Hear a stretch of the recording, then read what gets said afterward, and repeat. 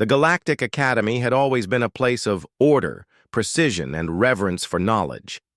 Its halls were vast, carved from crystalline alloys that shimmered with soft starlight, and its lecture chambers could host dozens of species at once, without incident. It was here that countless generations of cadets learned the fundamentals of astrophysics, diplomacy, and xenobiology. Yet on this particular cycle, the Academy's most routine class would ignite a chain of consequences that would ripple across the galaxy. Professor Cathala adjusted her spectacles, a strange affectation for a six-eyed Yilari, but one, she insisted, made her look properly scholarly.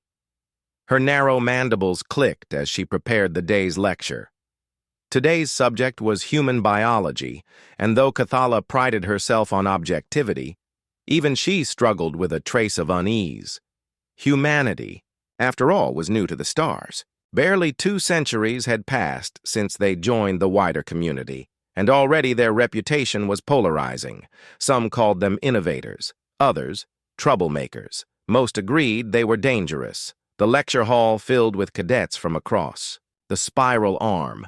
Saffron worm clusters slithered into nutrient pools. Drex Warborn sat rigid in their combat frames. A group of Avrixians, avian-like beings with feathered frills, preened anxiously, while a lone Vaith Dominion princess, Tavora, claimed a seat near the center, her golden scales reflecting the pale lights. And then there was Elias Grant, the sole human in the room, slouched in his chair with the casual indifference only a human could manage in the face of galactic scrutiny. Cathala began. Today we discuss the reproductive strategies of Homo sapiens, commonly known as humans. She tapped her claw on the projector, and a holo display illuminated the chamber with diagrams of human anatomy. The response was immediate. Whispers spread through the hall, rising like static. The Drex twitched their mandibles in confusion. The Avrixians fluffed their feathers in embarrassment. Even the Kephrans, who reproduced by simple budding, seemed oddly disturbed. Thala continued, her tone as professional as possible. Unlike the majority of documented species, humans do not lay clutches, nor divide their cells, nor spawn in great numbers. Instead, reproduction requires 2 individuals of complementary biology.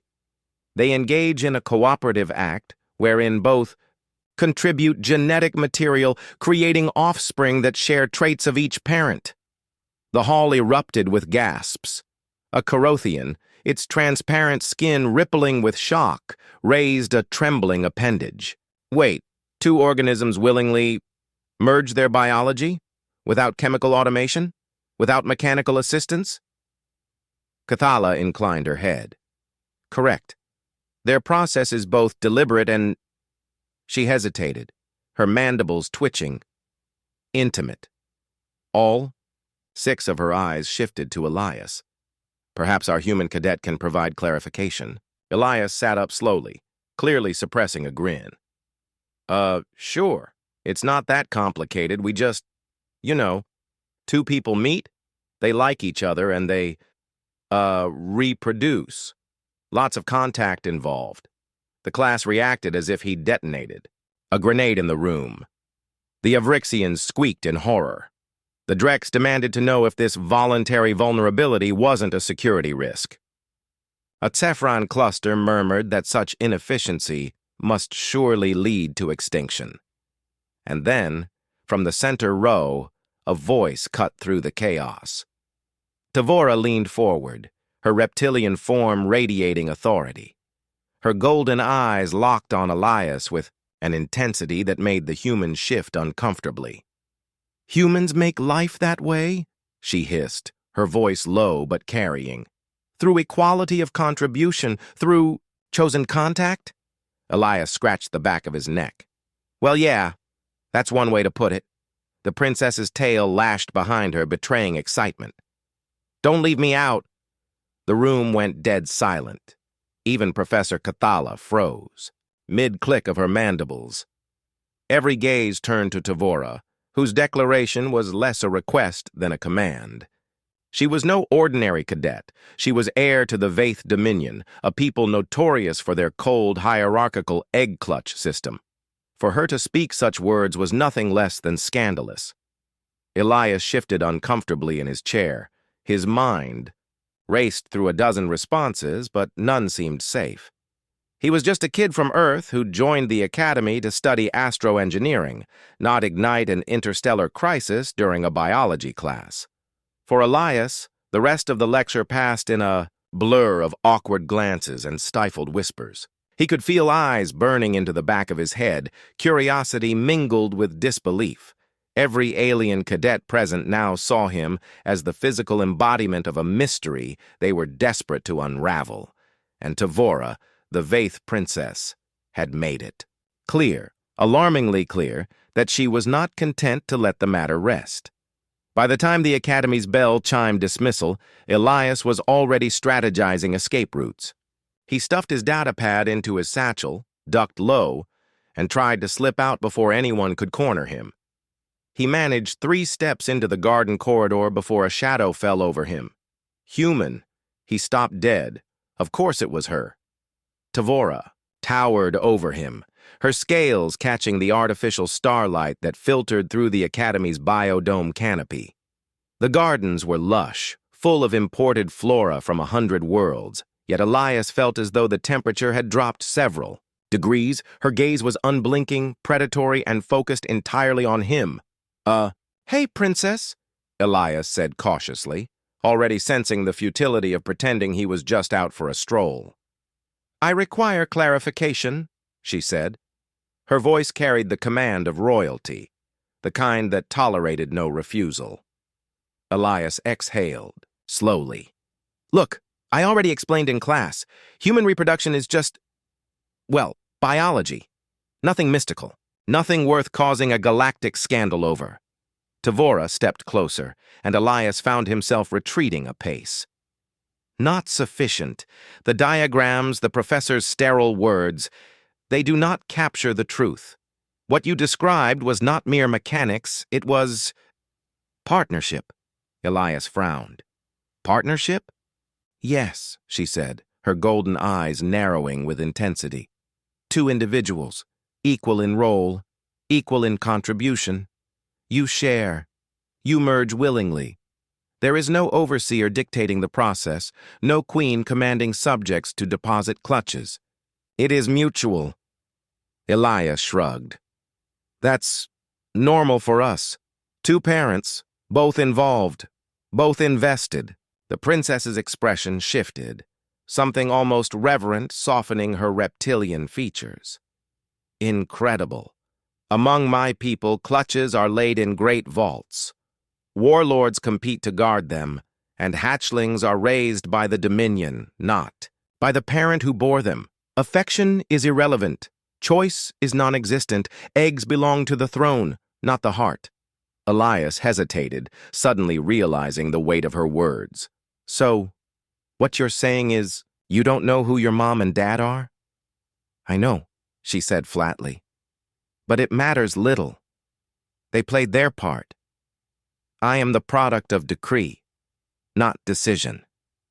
She tilted her head.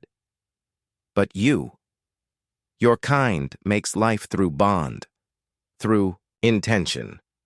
You do not simply reproduce, you commit. Elias gave a half smile. When you put it that way, yeah, I guess that's true. For us, kids aren't just another number. They're family. That's why the process matters. Tavora's tail lashed once, betraying her excitement. She leaned closer, her voice dropping. This changes everything. Do you understand? For my people, for the Dominion, for the very structure of our society. If life is made through choice, then power need not flow from conquest alone. There could be balance. Elias blinked. Balance? Partnership, she said, almost tasting the unfamiliar word. 2 equals creating together, not one ruling over many. Your way is not just biology, it is philosophy, a way of being. Elias rubbed his temples. He'd come to the academy to study astroengineering, not to become a philosopher of reproduction. Look, Princess, I think you might be overthinking this a little. For humans, sure, it's important, but it's not some galaxy-shaking revelation. Her eyes narrowed again, but not in anger, in determination. You are wrong. This is not overthinking. This is clarity. My people are trapped by cycles of dominance and submission, of warlords and clutches. But your kind has shown me a truth I cannot ignore. You create life with trust, with choice. That is power beyond any throne. Elias took a cautious step back. I feel like you're going to make me regret answering that question in class. Tavora's lips curved, exposing sharp, predatory teeth in what Elias supposed was a smile. On the contrary, human, you will be remembered as the one who brought revelation to the Dominion. And you? Her voice softened, her claws brushing lightly against the railing beside him. You will teach me. I wish to understand fully. Don't leave me out. The words struck him harder than he expected. They weren't just curiosity. They were demand, but also plea. A princess of one of the most feared empires in the galaxy had seen something in humanity, something Elias had taken for granted his whole life, and she wanted to claim it for herself, for her people, maybe even for the future. By the next rotation, Elias realized something every human cadet eventually learned at the Galactic Academy. Nothing traveled faster than a rumor. Not light, not hyperspace signals, nothing. When he entered the mess hall for breakfast, conversation dropped into a hush. Dozens of eyes from a dozen different species turned toward him, and in that silence, Elias knew his worst fear had come true. The princess's words from the lecture hall had already spread. Don't leave me out. Those 4 words had been repeated, exaggerated, and twisted until the story now had half the academy believing Elias had proposed an alliance, biological, political, or both, with the Vaith Dominion's heir. The first cadet to approach him was an Avrixian, feathers puffed high in nervous energy. Is it true? Princess Tavora wishes to merge with you? To produce offspring by your human method? Elias nearly choked on his nutrient bar. No, absolutely not. She misunderstood the lesson. But no amount of denial could stop the tide. By mid-cycle, cadets of every shape and size had cornered him in the corridors, firing questions. Do humans enjoy this process? Buzzed Avrel insectoid, mandibles clattering in curiosity. Can your kind reproduce with others? What are the limits? Pressed a Drex, warborn, leaning in far too close. I heard humans choose their partners based on emotional compatibility, whispered a Kefren cluster, its voices overlapping. How inefficient! How beautiful! Elias pinched the bridge of his nose. You people seriously need better textbooks. But the damage was done. Whispers multiplied, and by the time evening fell, entire factions of the academy were locked in debate. To some, humans represented dangerous chaos, undermining centuries of established reproductive hierarchy. To others, they were the living, key to liberation, proof that life could be born of choice rather than decree. And at the center of it all was Elias. The situation escalated when Professor Cathala stormed into his quarters without warning. Her mandibles clacked in sharp, irritated bursts, her 6 eyes swirling with panic. Do you realize what you've done? She demanded, wings buzzing faintly with agitation. Elias looked up from his datapad. Me? I didn't do anything. I just answered a question in class. Wrong! Cathala stabbed a claw at him.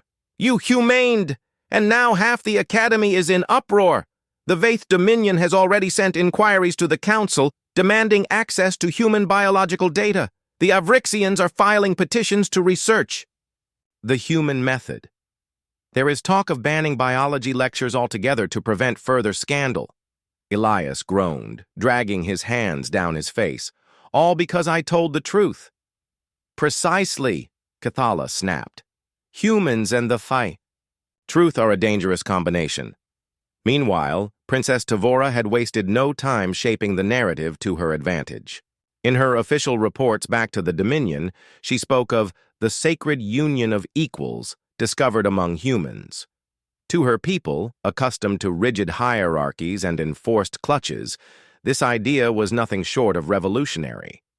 Some dismissed her as naive, but others whispered that she carried the spark of reform their society desperately needed. Already, splinter groups in the Dominion hailed her as a visionary. The Princess of Balance, they called her, and Elias? He was painted in their propaganda as the human emissary who had revealed the truth, unwittingly or not. The final straw came when Elias was summoned to the Galactic Council's chamber. He entered to find not just a few stern-faced officials, but a packed assembly hall brimming with delegates, journalists, and translators. He swallowed hard. He wasn't just in trouble, he was about to be dissected, politically, if not biologically. At E. The center, the chancellor of the council, a massive furred being whose voice resonated like thunder, spoke. Human Elias Grant. You stand accused of destabilizing multiple cultures with your species' reproduction methods. Explain yourself. Elias blinked. Accused? I didn't destabilize anything. I just answered a question in class. The chamber erupted in overlapping voices. Some shouted that humans must be banned from teaching biology. Others demanded full demonstrations of the method. A few, disturbingly, argued for experimental cross-species trials. Elias wanted to disappear into the floor, but before he could respond, a clawed hand slammed against the council table with such force it rattled the chamber. Silence! All eyes turned to Tavora, who stood tall, golden scales glinting under the chamber's light. Her voice cut through the uproar, regal and commanding. You call this destabilization? No. This is revelation. The humans have shown us a truth we were too blind to see. They create not through conquest, not through decree, but through mutual choice. That is not weakness. It is strength. The summons came at dawn cycle, delivered not by a messenger drone, but by 2 fully armed council guards. That alone told Elias everything he needed to know. This wasn't a polite invitation. It was a demand.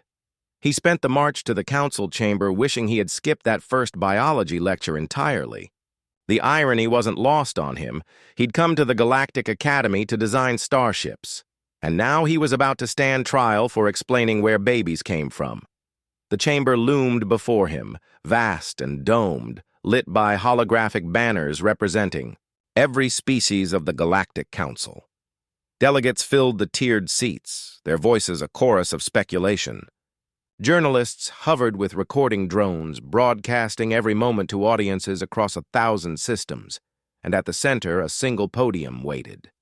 His podium. Elias took a steadying breath as the chancellor, a towering Urson covered in dark fur, addressed him. The chancellor's voice rolled like distant thunder. Human Elias Grant, he rumbled. You are brought before this council to account for the disruption your words have caused. Whole factions are in turmoil. The Vaith. Dominion teeters on civil unrest. Explain yourself. Explain humanity. Elias gripped the podium. 100 alien eyes bored into him, some hostile, some desperate, all hungry for an answer. He had no speech prepared, no diplomatic script. All he had was the truth. Look, he began, his voice cracking slightly. I think there's been a massive misunderstanding. Human reproduction. It's not some weapon, not some political trick. It's just us. It's how we work. A Drex warlord snarled from the second tier. Inefficiency, vulnerability, to willingly expose oneself. In such closeness, madness. Madness that has ensured their survival, countered an Avrixian delegate, feathers rippling. Humans thrive on a death world. Perhaps their way carries hidden strength. The chamber buzzed again. Elias raised his hands. Listen, You all want to know why it matters? Here's why. For humans, reproduction isn't just biology, it's family. It's love. The word hung in the air like a forbidden spell. Elias pressed on, voice steadier now. We don't just make children, we raise them. We protect them. Every child matters, because they're not just the future of a species. They're ours, mine, yours. A piece of yourself you'd fight and die for. That's why humans are so stubborn, so impossible to conquer. Because when we protect our families, we're protecting the very reason we exist. Silence fell over the chamber. Even the Drex, bred for war and conquest, hesitated. A saffron cluster spoke, its voices overlapping in eerie harmony. So your strength comes not from dominance, but from connection. Elias nodded. Exactly. Our power isn't just in weapons or technology, it's in the bonds we form, in choosing to stand together. That's why we don't just survive, we endure. At his side, Princess Tavora rose, her scales gleaming as she addressed the chamber. Her voice was sharp, commanding, impossible to ignore. And that, she declared, is why I said, don't leave me out. This is no trivial curiosity. This is the foundation of a civilization built not on tyranny, but on balance. My people have known only the cold decree of queens and warlords. But the humans, she gestured toward Elias, they have shown us that creation can be shared. That strength is not diminished by equality, but magnified. Gasps echoed through the hall. For a Vaith princess to speak so openly against her own traditions bordered on heresy. And yet, her words carried weight. Too much weight. The Chancellor's heavy gaze fell on Elias. And you, human, do you claim this philosophy for all your kind? Elias hesitated. His entire species was not on trial here, but in this moment, he was its voice. Slowly, he nodded. Yeah, I do. We fight for each other. That's who we are. The chamber fell into contemplative silence. Even the most hostile delegates seemed shaken, but Elias's gut twisted. He could feel it in the air.